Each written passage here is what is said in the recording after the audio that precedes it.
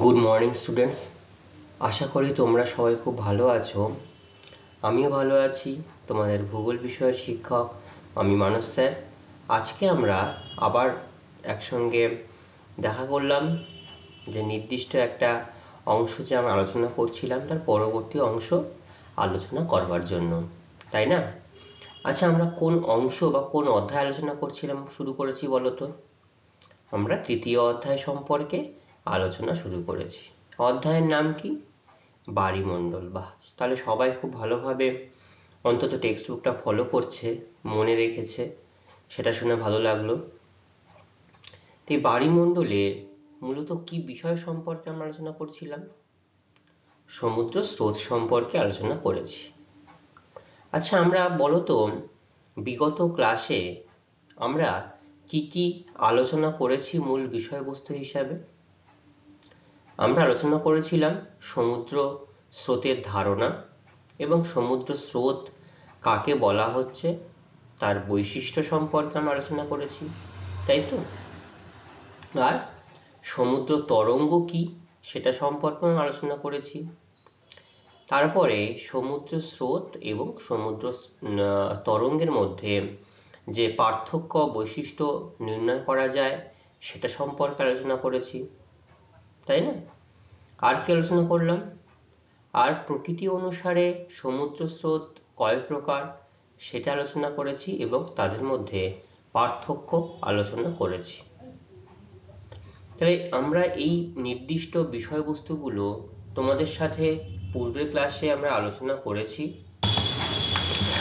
তো আমরা আজকের আলোচনা মানে মূল বিষয়বস্তু আমাদের যেটা আলোচনা, সেই আলোচনা শুরু করবার আগে আমরা বিগত দিনে যে আলোচনা করেছিলাম, যে যে নির্দিষ্ট বিষয়বস্তু তোমাদেরকে আমি জানিয়েছিলাম, সেই বিষয়বস্তু থেকে নির্দিষ্ট কয়েকটি প্রশ্নোত্তর আমি তোমাদের কাছ থেকে জেনে নেব।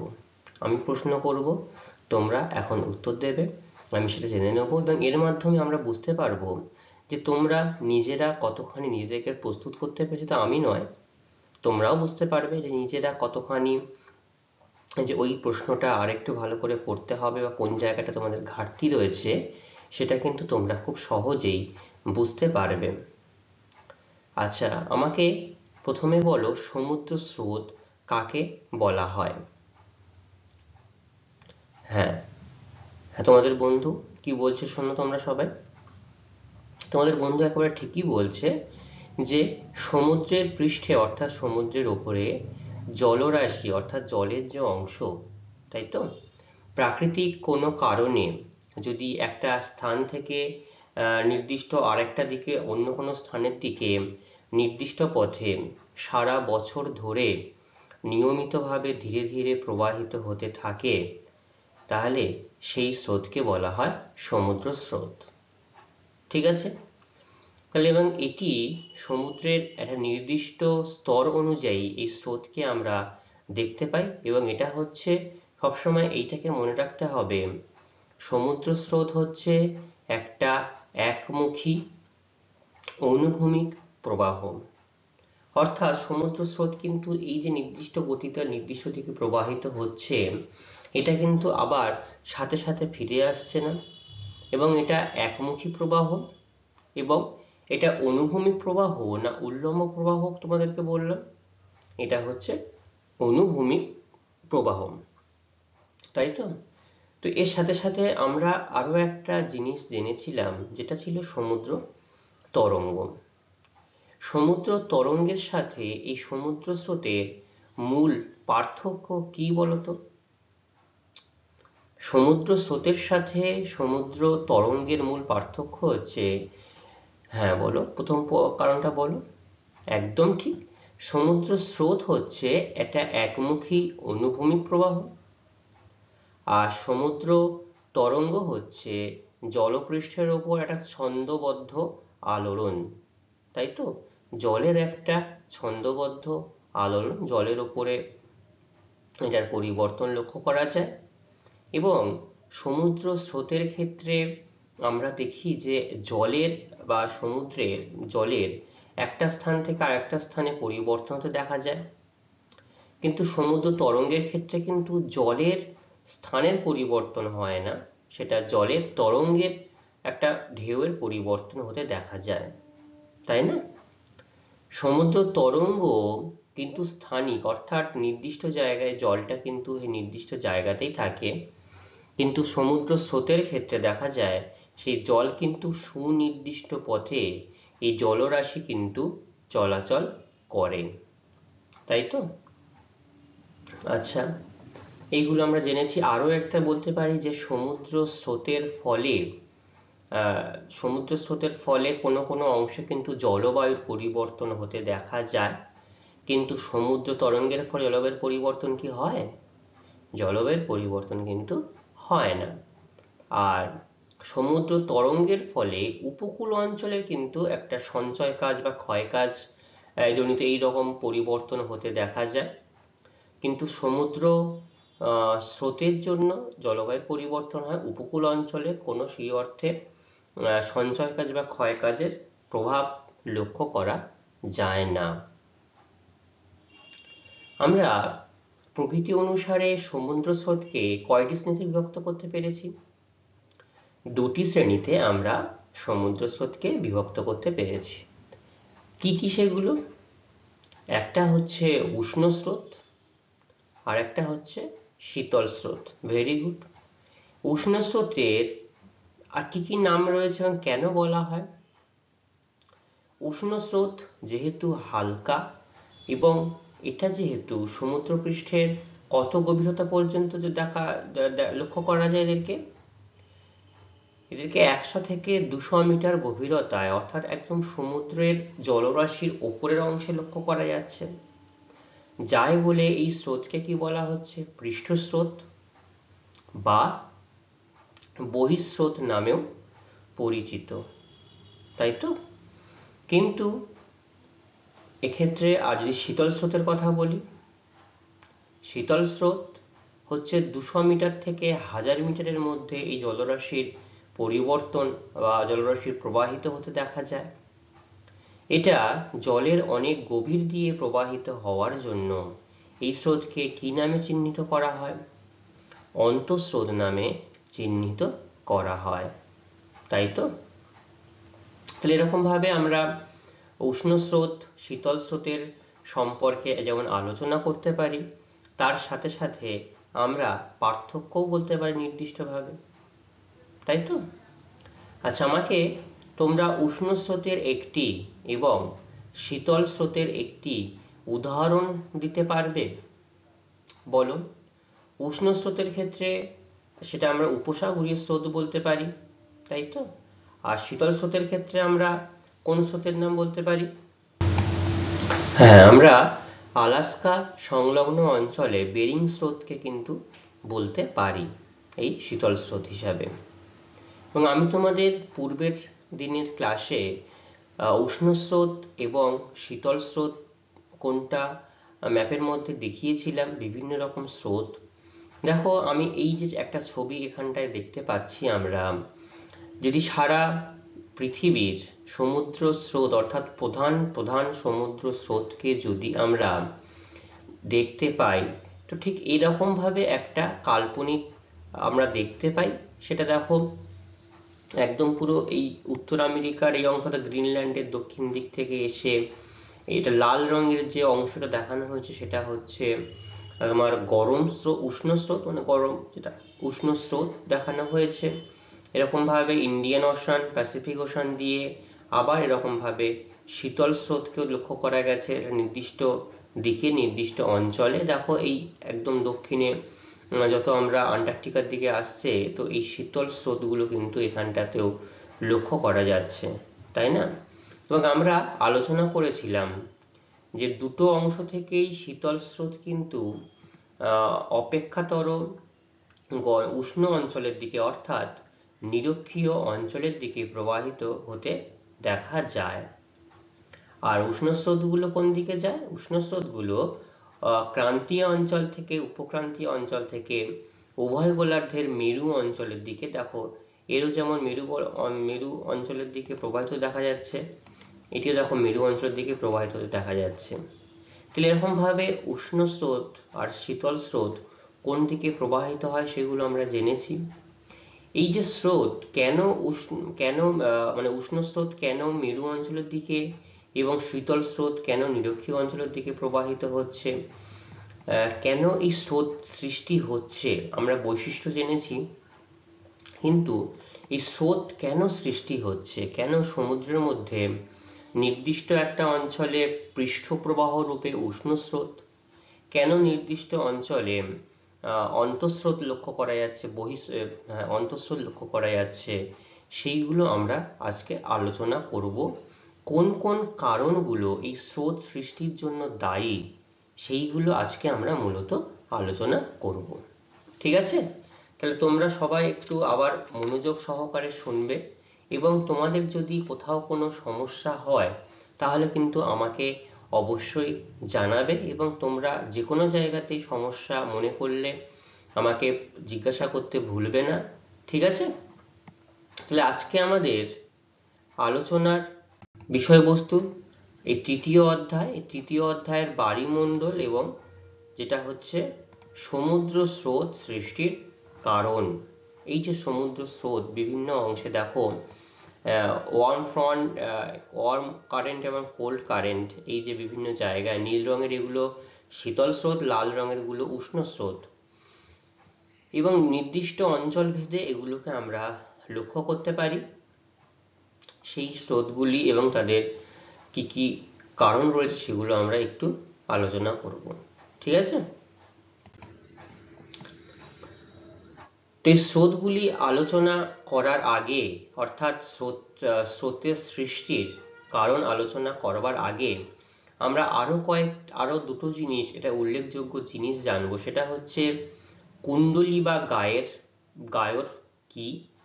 দেখবে এই যে ম্যাপের মধ্যে আমরা দেখতে পাচ্ছি এই একটা দুটো স্রোতের মিলনস্থলে একটা কুণ্ডলীর যে স্রোত দেখতে পাচ্ছি, এই একটা দেখতে পাচ্ছি, এই একটি অর্থাৎ নর্থ আটলান্টিকে দেখতে পাচ্ছি, সাউথ আটলান্টিকে দেখতে পাচ্ছি। ঠিক আছে? আবার এই প্রান্তে আসলে নর্থ প্যাসিফিক অর্থাৎ উত্তর প্রশান্ত মহাসাগর আর দক্ষিণ প্রশান্ত মহাসাগর কটি হলো? চারটি, আর ভারত মহাসাগরে একটি। মোট তিনটি মহাসাগরে মোট 5টি গায়র আছে। তোমাদেরকে যদি জিজ্ঞাসা করা হয় কি বলবে? তিনটি মহাসাগরে মোট 5টি গায়র লক্ষ্য করা যায়। ঠিক আছে? তো গায়রটা কি জিনিস? সেটা হচ্ছে এই যে বৃহত্তম আমাদের পৃথিবীর বৃহত্তম মহাসাগরের নাম কি? প্রশান্ত মহাসাগর। আয়তনের দিক থেকে প্রশান্ত মহাসাগর, আটলান্টিক ও ভারত মহাসাগরের উপক্রান্তীয় অঞ্চলে উষ্ণ ও শীতল স্রোতগুলি, ঠিক আছে, এই যে উষ্ণ স্রোত এবং শীতল স্রোত, এই উষ্ণ এবং শীতল স্রোতগুলি পৃথিবীর আবর্তন সৃষ্ট কোরিওলিস বলের প্রভাবে কিন্তু বেঁকে যাচ্ছে। ঠিক আছে? তাহলে কোন কোন মহাসাগরে বললাম? প্রশান্ত মহাসাগর, আটলান্টিক মহাসাগর এবং ভারত মহাসাগর, তাই তো? এদের উপক্রান্তীয় অঞ্চলে উষ্ণ স্রোত এবং শীতল স্রোত, এই স্রোতগুলি পৃথিবীর আবর্তন সৃষ্ট কোরিওলিস বলের প্রভাবে বেঁকে যাচ্ছে। কোন দিকে বেঁকে যাচ্ছে? যেমন আমরা পড়েছিলাম, এবং পরস্পর মিলিত হয়ে চক্রাকারে জলাবর্ত সৃষ্টি হয়। ঠিক আছে? তাকেই কুণ্ডলী বা গায়র বলা হয়। তাহলে এইখানে আমরা এই তিনটি মহাসাগর মিলে কি দেখলাম? তিনটি মহাসাগর মিলে 5টি গায়র আছে বা লক্ষ্য করা যাচ্ছে। ঠিক আছে? উদাহরণস্বরূপ আমরা শৈবাল সাগরের নাম বলতে পারি, এবং শৈবাল সাগর সম্পর্কে বিস্তারিত ধারণা আমরা পরবর্তী অংশে ঠিক আলোচনা করব। তো কি কি সেই 5টি গায়র সেটা আমি তোমাদেরকে বললাম। একদম তোমরা মনে রাখবে সব থেকে বড় মহাসাগর, সেই মহাসাগরে কটি গায়র রয়েছে? 2টি। কি কি ভাবে মনে রাখবে? উত্তর আর দক্ষিণ। তাহলে উত্তর প্রশান্ত মহাসাগর গায়র, দক্ষিণ প্রশান্ত মহাসাগর গায়র। আর দ্বিতীয় বৃহত্তম মহাসাগরের নাম আটলান্টিক মহাসাগর, সেখানেও একই রকম ভাবে উত্তর এবং দক্ষিণ রয়েছে। ঠিক আছে? আর লাস্ট যে অংশ রয়েছে অর্থাৎ তৃতীয় বৃহত্তম মহাসাগর হিসাবে ভারত মহাসাগর, সেই ভারত মহাসাগরে আমরা একটি গায়র দেখতে পাই। ঠিক আছে? এটাই হচ্ছে মূল কথা 4-5টি গায়ক সম্পর্কে। ঠিক আছে, এবার হচ্ছে শৈবাল সাগর, যেটাকে ইংলিশে বলা হয় সার্গাসো সি। সেই সার্গাসো সি কি জিনিসটা কি সেটা আমরা একটু দেখি। কোথায় রয়েছে দেখো, আমরা ছবিতে দেখতে পাচ্ছি নির্দিষ্ট এই যে উত্তর আমেরিকা, তার পূর্ব প্রান্তে এই হচ্ছে শৈবাল সাগর, অর্থাৎ উত্তর আমেরিকা দক্ষিণ আমেরিকার ঠিক উত্তর প্রান্তে লক্ষ্য করা যাচ্ছে। কোন সাগরে রয়েছে? নর্থ আটলান্টিক ওশান, অর্থাৎ আটলান্টিক মহাসাগরে আমরা এই শৈবাল সাগরটিকে দেখতে পাচ্ছি বা দেখতে পাওয়া যায়। অর্থাৎ এই যে গায়রগুলো বললাম আমরা উত্তর আটলান্টিক মহাসাগরের, এই গায়র, এই নির্দিষ্ট গায়রটাই সব থেকে উল্লেখযোগ্য গুরুত্বপূর্ণ, এটাকে শৈবাল সাগর নাম দেওয়া হয়েছে। কোথায়? উত্তর আটলান্টিক মহাসাগরের মধ্যভাগে এবং উপসাগরীয় এবং উত্তর আটলান্টিক ক্যানারি, কোন কোন জায়গা সেটা বলছে। উত্তর আটলান্টিক মহাসাগরের মধ্যভাগে, উপসাগরীয় উত্তর আটলান্টিক এবং ক্যানারি এবং উত্তর নিরক্ষীয় স্রোতের ঘড়ির কাঁটার দিকে চক্রাকার আবর্তনের ফলে যে স্রোত শূন্য ও সার্গাসাম শৈবাল সমৃদ্ধ একটা উপবৃত্তাকার লক্ষ্য করা যায় বা জলাবর্ত লক্ষ্য করা যায়, তাকে শৈবাল সাগর বলা হয়। ঠিক আছে, তাহলে কোন কোন স্রোতের মাধ্যমে শৈবাল সাগরটা সৃষ্টি হয়েছে? কোন নির্দিষ্ট 3টি স্রোতের মাধ্যমে? একটা হচ্ছে উপসাগরীয় স্রোত আটলান্টিক মহাসাগরের মধ্যভাগে, একটা রয়েছে উত্তর আটলান্টিক স্রোত, তারপরে ক্যানারি স্রোত, আর রয়েছে উত্তর নিরক্ষীয় স্রোত। এই নির্দিষ্ট 4টি স্রোতের মিলনের ফলে এইটা তৈরি হয়েছে, এটাকে শৈবাল সাগর বলা হচ্ছে। এইখানে শৈবাল ছাড়া প্লাঙ্কটন বা মাছ কিছুই কিন্তু এখানে জন্মায় না, শৈবালই শুধুমাত্র এখানে দেখা যায়, সেজন্য শৈবাল সাগর বলা হচ্ছে। একে জীবহীন মরুভূমি বলা হয়, কারণ এখানে কোনো জীব নেই, প্লাঙ্কটনই শুধুমাত্র রয়েছে। এবং দেখো, এটাকে সাগর বলা হচ্ছে, আমরা মূলত সাগর বা মহাসাগর বললে তার একটা উপকূল রেখা, এই যে উপকূল আমরা দেখতে পাই, কিন্তু এটি একটা এমন সাগর যে সাগরের কোনো উপকূল রেখা নেই। আমরা কিন্তু ধাঁধার জন্য বা আবার শর্ট প্রশ্নের জন্য এটাকে জিজ্ঞাসা করতেই পারি, বলতেই পারি যে কোন সাগরের উপকূল রেখা লক্ষ্য করা যায় না, সেটা হচ্ছে এই শৈবাল সাগরের উপকূল রেখা লক্ষ্য করা যায় না। তাহলে বোঝা গেল গায়র আর শৈবাল সাগর সম্পর্কে আলোচনা। কারোর কোনো অসুবিধা রয়েছে এখানটাতে? আচ্ছা, খুব ভালো। দেখো, এই অংশে এবার আমরা যে প্রশ্ন বলছিলাম যে সমুদ্র স্রোত, এই সমুদ্র স্রোত সৃষ্টির কারণগুলো আলোচনা করব। তাই সমুদ্র স্রোত সৃষ্টির যদি কারণগুলো আমরা আলোচনা করতে যাই, এখানে দুটি ভাগে এদেরকে বিভক্ত করা যায়। একটা হচ্ছে উৎপত্তি সংক্রান্ত কারণ, আরেকটা রয়েছে সমুদ্র স্রোত পরিবর্ধন সংক্রান্ত কারণ। তাহলে উৎপত্তি সংক্রান্ত যে কারণগুলি, এই উৎপত্তি সংক্রান্ত কারণের মধ্যে আবার 5টি কারণ নির্দিষ্টভাবে লক্ষ্য করা যায়। ঠিক আছে, তো সেই 5টি কারণ আমরা পরপর আলোচনা করব। তোমাদেরকে যদি জানতে চাওয়া হয় সমুদ্র স্রোত সৃষ্টির কারণগুলি বলো, তাহলে কিন্তু তোমাদেরকে প্রথম থেকেই উল্লেখ করতে হবে একটা উৎপত্তি সংক্রান্ত কারণ, আর একটা রয়েছে সমুদ্র স্রোত পরিবর্ধন সংক্রান্ত কারণ। তারপরে তোমাদের আলোচনাটা শুরু করতে হবে। এই উৎপত্তি সংক্রান্ত কারণের মধ্যে প্রথম যে কারণটি রয়েছে সেটা হচ্ছে পৃথিবীর আবর্তন ও কোরিওলিস বল। পৃথিবীর আবর্তন ও কোরিওলিস বল, তা কি রয়েছে সেটাতে? বলা হচ্ছে নিরক্ষরেখা বরাবর, এই যে নিরক্ষরেখা রয়েছে, নিরক্ষরেখা বরাবর পশ্চিম থেকে পূর্ব দিকে পৃথিবীর সর্বাধিক আবর্তন হচ্ছে, সর্বাধিক আবর্তন লক্ষ্য করা যাচ্ছে। তাই আবর্তনের সময় মহাসাগরগুলির মধ্যভাগে নিরক্ষরেখার উভয় পাশে, মহাসাগরের মধ্যভাগে দেখো, মহাসাগরগুলির মধ্যভাগে নিরক্ষরেখার উভয় পাশে পূর্ব থেকে পশ্চিমগামী উত্তর ও দক্ষিণ নিরক্ষীয় স্রোতের সৃষ্টি হয়। ঠিক আছে, এই যে নর্থ ইকুইটোরিয়াল কারেন্ট দেখতে পাচ্ছি আমরা, এটা নর্থ ইকুইটোরিয়াল কারেন্ট, ঠিক আছে এইটা। আর দেখো সাউথ ইকুইটোরিয়াল কারেন্ট কি বলেছে, পূর্ব থেকে উত্তর এবং দক্ষিণে নিরক্ষীয় স্রোতের সৃষ্টি হয়। এই দুই স্রোতের অর্থাৎ উত্তর এবং দক্ষিণ এই দুই স্রোতের প্রভাবে নিরক্ষরেখা বরাবর বিপরীতমুখী একটি নিরক্ষীয় প্রতিস্রোত, এই যে ইকুইটোরিয়াল কাউন্টার কারেন্ট, তার মানে নিরক্ষরেখার বরাবর যে অর্থাৎ উত্তর নিরক্ষরেখার স্রোত এবং দক্ষিণ নিরক্ষীয় স্রোত ঠিক মাঝখানটাতে এদেরকে কাউন্টার করছে একটা স্রোত, সেটা হচ্ছে নিরক্ষীয় প্রতিস্রোত। বিপরীতমুখী একটা স্রোত নিরক্ষীয় প্রতিস্রোত, ঠিক আছে। দেখো এই নর্থ ইকুইটোরিয়াল মানে উত্তর নিরক্ষীয় স্রোতের তার গতিপথ এই দিকটাতে, এটার গতিপথ এই দিকে, ঠিক বিপরীতমুখী স্রোত নিরক্ষীয় প্রতিস্রোত তার গতিপথ কিন্তু এই দিকে লক্ষ্য করা যাচ্ছে, ঠিক আছে। তো এই যে পৃথিবী পশ্চিম থেকে পূর্ব দিকে আবর্তন করছে এবং তার ফলে কোরিওলিস বলের উদ্ভব ঘটছে।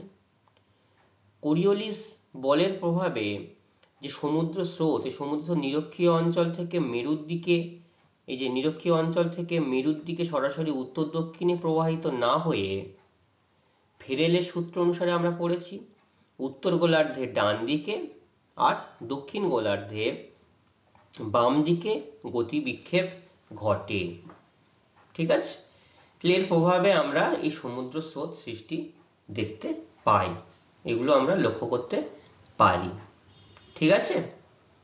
তাহলে 1 নম্বর কারণ বোঝা গেল আপাতত, পৃথিবীর আবর্তন এবং কোরিওলিস বলের প্রভাবে, অর্থাৎ এই পৃথিবীর মাঝখানে যে নিরক্ষরেখা রয়েছে এবং সমুদ্রের একদম মাঝখানে নিরক্ষরেখাটা অতিক্রম করেছে, এই নিরক্ষরেখার উভয় দিকে উত্তর নিরক্ষীয় স্রোত এবং দক্ষিণ নিরক্ষীয় স্রোত লক্ষ্য করা যাচ্ছে এবং এর জন্য মাঝখানে একটি নিরক্ষীয় প্রতিস্রোত সৃষ্টি হচ্ছে, ঠিক আছে। তো এই নিরক্ষীয় প্রতিস্রোত যদি সৃষ্টি হয় এবং নিরক্ষীয় প্রতিস্রোত কি হচ্ছে, সরাসরি মেরু অঞ্চলের দিকে প্রবাহিত না হয়ে ফেরেলের সূত্র অনুসারে উত্তর গোলার্ধে ডান দিকে আর দক্ষিণ গোলার্ধে বাম দিকে প্রতিবিক্ষেপ ঘটছে, ঠিক আছে। এর প্রভাবে কিন্তু এই সমুদ্র স্রোতের সৃষ্টি লক্ষ্য করা যাচ্ছে, ঠিক আছে। এটা তাহলে 1 নম্বর কারণ গেল। 2 নম্বর কারণ কি, 2 নম্বর কারণ বলা হচ্ছে বায়ু প্রবাহ। কি বায়ু প্রবাহ, বায়ু প্রবাহ কিভাবে এটা কি কাজ করছে, তো এখানটাতে আমরা আলোচনা করেছি বা ইতিমধ্যে জেনেছি যে সারা বছর ধরে যে বায়ু প্রবাহিত হয় তার নাম নিয়ত বায়ু, এবং এই নিয়ত বায়ু প্রবাহের জন্যই কিন্তু সমুদ্র স্রোত সৃষ্টির একটা অন্যতম কারণ। তাহলে এর প্রভাবে নিয়ত বায়ু প্রবাহ যেহেতু সারা বছর ধরে প্রবাহিত হয়, এই নিয়ত বায়ু প্রবাহ সমুদ্র সৃষ্টির একটা অন্যতম প্রধান কারণ, ঠিক আছে। এই নিয়ত বায়ু সমুদ্রের উপরিভাগের জলরাশিকে তার গতিপথের দিকে তাড়িত করে। তাহলে এই যে নিয়ত বায়ু কি করছে, সমুদ্রের যে উপরিভাগ রয়েছে জলরাশিকে, ঠিক সে যেদিকে যায়, আমরা যখন জল যদি নাও দেখি স্থলভাগের ওপর কি হয়, বায়ু ঠিক যেদিকে প্রবাহিত হয়, পাতাপত্র ধুলোবালি ঠিক সেই দিকেই প্রবাহিত লক্ষ্য করা যায়।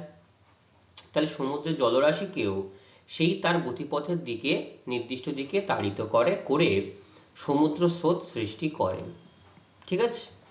বায়ুর মোট শক্তির 2 থেকে 4% এই সমুদ্র স্রোতের উৎপত্তি ঘটায়। যে বায়ুর যে শক্তি রয়েছে সেই স্রোতের 2 থেকে 4% হচ্ছে সমুদ্র স্রোত উৎপত্তি ঘটাতে সাহায্য করে। বায়ুর বেগ ঘন্টায় 50 কিমি হলে স্রোতের গতিবেগ হবে 1 থেকে 2 কিমি।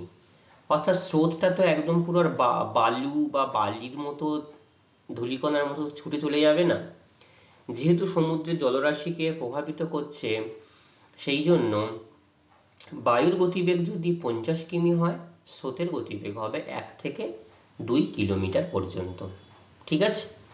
তো কি কি স্রোত লক্ষ্য করা যাচ্ছে? আয়ন বায়ুর প্রভাবে উত্তর ও দক্ষিণ নিরক্ষীয় স্রোত, এই যে উত্তর ও দক্ষিণ নিরক্ষীয় স্রোত দেখতে পাচ্ছি আমরা। এই যে দেখো, উত্তর পূর্ব আয়ন বায়ু, দক্ষিণ পূর্ব আয়ন বায়ুর জন্য। পশ্চিমা বায়ুর প্রভাবে উত্তর আটলান্টিক স্রোত সৃষ্টি হচ্ছে পশ্চিমা বায়ুর প্রভাবে। আর মেরু বায়ুর প্রভাবে সুমেরু ও কুমেরু স্রোত সৃষ্টি হচ্ছে। তাহলে অক্ষাংশ ভেদে ঠিক যে যে অঞ্চলে যে বায়ু প্রবাহ লক্ষ্য করা যায়, যে নিয়ত বায়ু সারা বছর ধরে যে বায়ু প্রবাহিত হয় অক্ষাংশ ভেদে, সেই অনুযায়ী দেখো নির্দিষ্ট অঞ্চলে নির্দিষ্ট কয়েকটি স্রোত কিন্তু সৃষ্টি হচ্ছে, তাই তো? আয়ন বায়ুর প্রভাবে তাহলে কি কি স্রোত লক্ষ্য করা যাচ্ছে? উত্তর ও দক্ষিণ নিরক্ষীয় স্রোত। পশ্চিমা বায়ুর প্রভাবে কি হচ্ছে? আটলান্টিক মহাসাগরে আটলান্টিক স্রোত সৃষ্টি হচ্ছে। মেরু বায়ুর প্রভাবে সুমেরু ও কুমেরু স্রোত সৃষ্টি হচ্ছে, তাই তো? আচ্ছা, তাহলে আমরা সমুদ্র স্রোত সৃষ্টির উৎপত্তি সংক্রান্ত কারণের কটি কারণ জানলাম? আমরা দুটি কারণ সম্পর্কে আমরা আলোচনা করলাম, ঠিক আছে? 3 নম্বর কারণ হচ্ছে সমুদ্র জলের উষ্ণতার পার্থক্যের জন্য সমুদ্র স্রোত সৃষ্টি হয়। তা উষ্ণতার পার্থক্য কিভাবে আমরা লক্ষ্য করতে পারছি সেটা দেখি একটু। এই নিরক্ষরেখা থেকে যত মেরু অঞ্চলের দিকে যাওয়া যায়, মেরু অঞ্চলের দিকে গেলে কি হয়? উষ্ণতা বৃদ্ধি পায় না হ্রাস পায়? উষ্ণতা কিন্তু ধীরে ধীরে হ্রাস পাচ্ছে, তাপমাত্রা কমে যাচ্ছে। এবং এই নিরক্ষীয় অঞ্চলে সূর্যরশ্মি যদি লম্বভাবে কিরণ দেয়, নিরক্ষীয় অঞ্চলে সূর্যরশ্মি কি হচ্ছে? লম্বভাবে কিরণ দিচ্ছে। কিরণ দেওয়ার ফলে এখানে সমুদ্রের জল অধিক উত্তপ্ত হয়ে যাচ্ছে, এই নিরক্ষীয় অঞ্চলে অধিক উত্তপ্ত হয়ে যাচ্ছে। উত্তপ্ত হয়ে গেলে কি হবে? জল হালকা হবে এবং প্রসারিত হয়ে যাবে, তাই না? তাহলে জল হালকা, উত্তপ্ত, প্রসারিত ও হালকা হয়ে বহিঃস্রোত রূপে মেরু অভিমুখী হয়। তাহলে বহিঃস্রোত তার মানে নিরক্ষরেখার উপরে সূর্যরশ্মি লম্বভাবে কিরণ দিচ্ছে, কিরণ দিয়ে জল কি হচ্ছে? গরম হচ্ছে। জল গরম হলে কি হয়? হালকা হয়ে যায়, ঠিক আছে? জল যখন হালকা হয়ে যায় তখন কি হয়? উপরের দিকে বহিঃস্রোত রূপে এই জল মেরুর দিকে অগ্রসর হয়, ঠিক আছে? আর মেরু অঞ্চলে কি হয়? তির্যক সূর্যকিরণে, অর্থাৎ মেরু অঞ্চলে যেহেতু সূর্যরশ্মি সেইভাবে পৌঁছাতে পারে না, তার জন্য কি হয়? তির্যক সূর্যকিরণ, এই তির্যক সূর্যকিরণে সমুদ্রের জল কি হয়? শীতল থাকে অনেকটাই, তাপমাত্রা তো কম থাকে সেখানে, কারণ সূর্যরশ্মির পরিমাণ সেখানে কম। সমুদ্রের জল শীতল থাকে এবং ঘন ভারী হয়ে যায়। জল যখন ভারী হয়ে ঠান্ডা থাকে তখন কি হয়? দেখবে একটু ভারী হয়ে যায়, ঘন হয়ে যায়। তখন সেই জল অন্তঃস্রোত রূপে নিরক্ষীয় অঞ্চলের দিকে প্রবাহিত হয়। এটা আমরা পূর্বে আলোচনা করেছি যে উষ্ণ স্রোত নিরক্ষীয় অঞ্চল থেকে মেরু অঞ্চলের দিকে যায় বহিঃস্রোত রূপে। কিভাবে যায়? উষ্ণতার পার্থক্যের জন্য।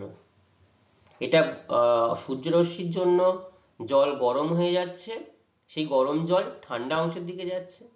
আবার মেরু অঞ্চলে যেহেতু জলটা সূর্যরশ্মির আলো তাপ পাচ্ছে না সঠিকভাবে, জল ঠান্ডা হয়ে যাচ্ছে, সেই জলটা কোন দিকে আসছে?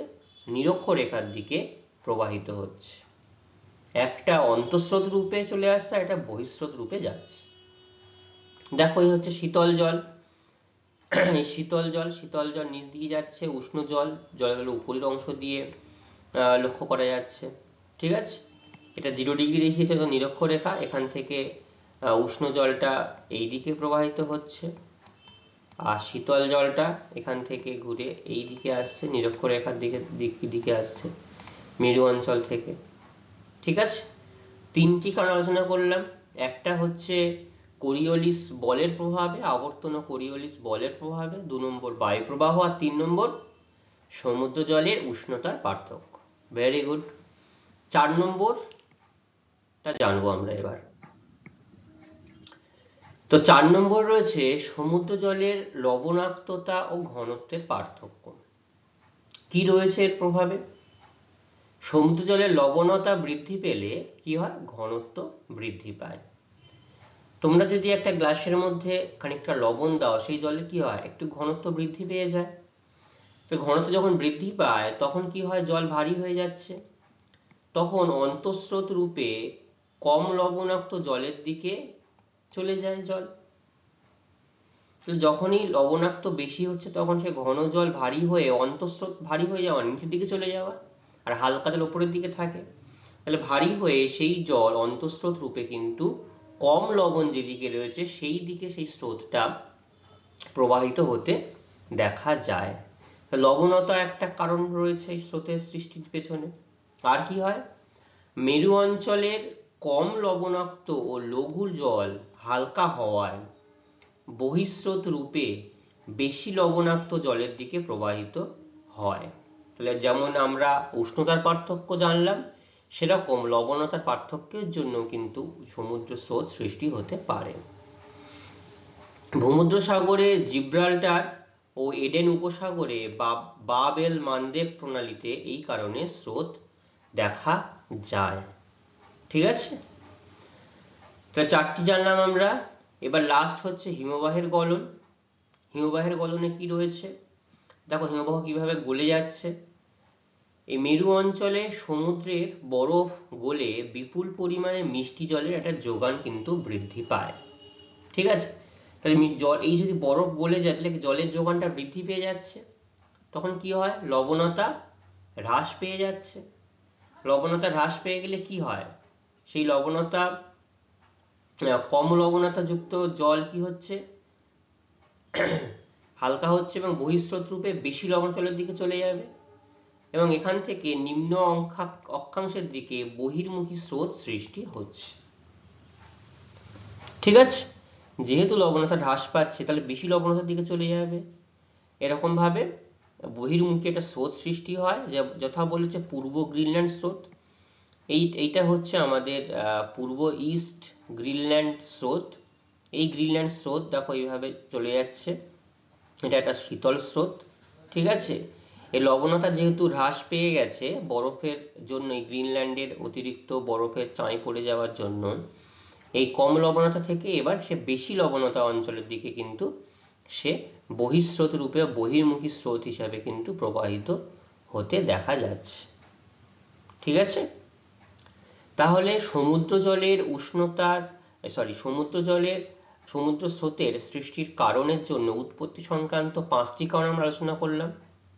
1 নম্বর আবর্তন এবং কোরিওলিস বল, 2 নম্বর হচ্ছে বায়ু প্রবাহ, 3 নম্বর ভেরি গুড সমুদ্র জলের উষ্ণতার পার্থক্য, 4 নম্বর সমুদ্র জলের লবণাক্ততা ও ঘনত্বের পার্থক্য, 5 নম্বর হিমবাহের গলন। খুব ভালো, এই 5টি কারণ আমরা জানলাম। আরো 2টি কারণ রয়েছে, সেগুলো কি কি, সেটা হচ্ছে সমুদ্র স্রোত পরিবর্ধন সংক্রান্ত কারণ। একটা হচ্ছে উপকূলের আকৃতি আর একটা হচ্ছে ঋতু পরিবর্তন।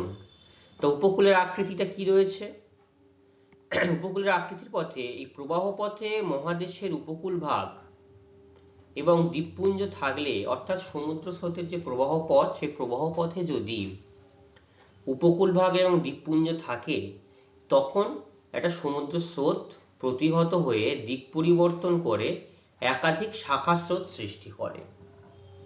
ঠিক আছে, অর্থাৎ কোনো একটা অঞ্চলে যদি সমুদ্র স্রোত যাচ্ছে, দেখো এই যে যাচ্ছিল বেঙ্গলের স্রোত যদি যায়, এখানে দেখো উপকূলে ধাক্কা পেয়ে বিভিন্ন শাখা হিসাবে বিভিন্ন দিকে এই স্রোতগুলো চলে যাচ্ছে। তো যখন ব্রাজিলের সাউরক অন্তরীপে দক্ষিণ নিরক্ষীয় স্রোত, এই যে দক্ষিণ নিরক্ষীয় স্রোত, এখানটাতে এই যে সাউথ ইকুইটোরিয়াল স্রোত বললাম, যেটা আমি এক্ষুনি দেখালাম, সেইটাই সাউথ ইকুইটোরিয়াল স্রোত বাধা পাচ্ছে, বাধা পেয়ে কিন্তু এখানে ব্রাজিল স্রোত সৃষ্টি হচ্ছে। ঠিক আছে, আবার দেখো এইখানটাতে দক্ষিণ আফ্রিকার এই কোনটা দেখো বেঙ্গুয়েলা স্রোত সৃষ্টি হয়েছে, হামবোল্ট স্রোত সৃষ্টি হয়েছে, পেরুতে এখানে হামবোল্ট স্রোত রয়েছে। ঠিক আছে, মৌসুমী স্রোত, এই হচ্ছে আমাদের মনসুন এখানটায় রয়েছে, ভারত মহাসাগর সংলগ্ন এই যে মনসুন স্রোত এখানটাতে রয়েছে। প্রশান্ত মহাসাগরে দ্বীপসমূহে নিরক্ষীয় স্রোতের পশ্চিম দিকে প্রবাহকে বাধা দেয়, এই যে যে দুটি স্রোত আমরা বললাম, উত্তর নিরক্ষীয় স্রোত আর দক্ষিণ নিরক্ষীয় স্রোতের মাঝখানে একটা নিরক্ষীয় প্রতিস্রোত সৃষ্টি, যেটা বিপরীত মুখে, বিপরীত পশ্চিম দিকে অগ্রসর হচ্ছে, তাই না?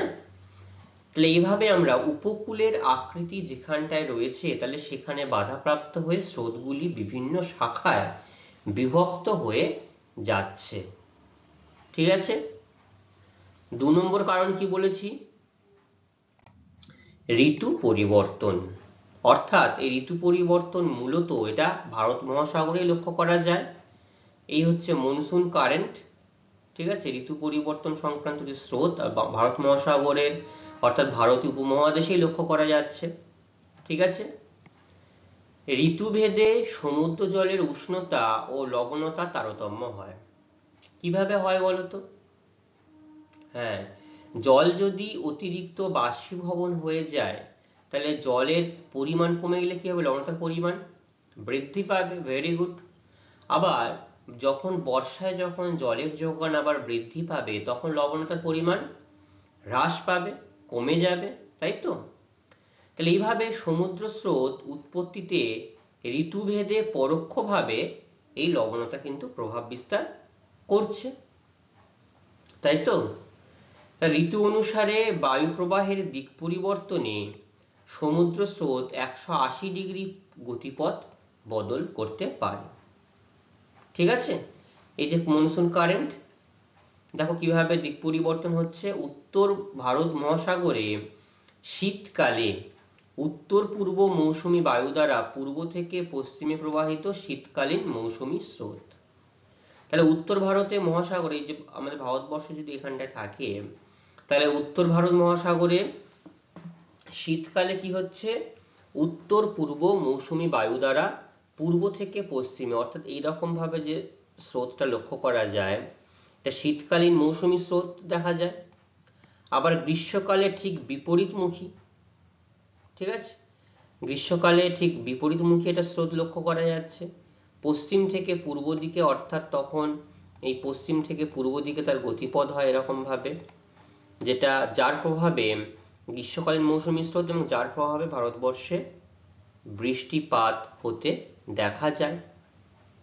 এই ঋতু পরিবর্তনের জন্যই কিন্তু আমরা এই ভারত মহাসাগরে শীতকালীন মৌসুমী স্রোত আর গ্রীষ্মকালীন মৌসুমী স্রোত আমরা দেখতে পাই। ঠিক আছে? তাহলে মোট সমুদ্র স্রোত সৃষ্টির কটি কারণ জানলাম আমরা? 7টি কারণ, 2টি নির্দিষ্ট কারণের মধ্যে, তাই তো? একটা সমুদ্র স্রোত পরিবর্ধন সংক্রান্ত কারণ, আর একটা উৎপত্তি সংক্রান্ত কারণ। বুঝতে পারলে সবাই? অনেক আলোচনা করলাম আমরা ইতিমধ্যে, এবং তোমরা খুব ভালো রেসপন্স করেছো। তোমরা না বুঝতে পারলে সেখানে তোমরা আমাকে জানিয়েছো, সেটা খুব ভালো লাগলো আমার। তাহলে আজকের আলোচনা আমাদের এই পর্যন্তই থাকবে। আমরা যেটুকু আলোচনা করেছি সেইখান থেকে কিছু কিছু প্রশ্ন আমি তোমাদের জন্য এখানটাকে উল্লেখ করেছি।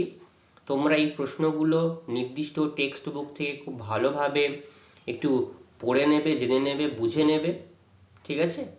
তাহলে তোমরা কিন্তু নির্দিষ্ট অংশটা তোমাদের পড়া হয়ে যাবে, জানা হয়ে যাবে, বোঝাও হয়ে যাবে। এবং যদি না পড়ো বা না আলোচনা করো, তাহলে এখান থেকে কি সমস্যা সৃষ্টি হচ্ছে সেটা কিন্তু তোমরা বুঝতে পারবে না। ঠিক আছে? আচ্ছা, তাহলে এই প্রশ্নগুলো তোমরা অবশ্যই বাড়িতে একবার দেখে আসবে পাঠ্যপুস্তক থেকে। পরবর্তী ক্লাসে আমি এখান থেকে তোমাদেরকে প্রশ্ন জিজ্ঞাসা করব। ঠিক আছে? আজকের ক্লাস আমাদের এই পর্যন্তই থাকবে। পরবর্তী ক্লাসে আমরা আবার পরবর্তী অংশ সম্পর্কে নির্দিষ্টভাবে আলোচনা করব। সবাই খুব ভালো থাকবে। সবাইকে ধন্যবাদ।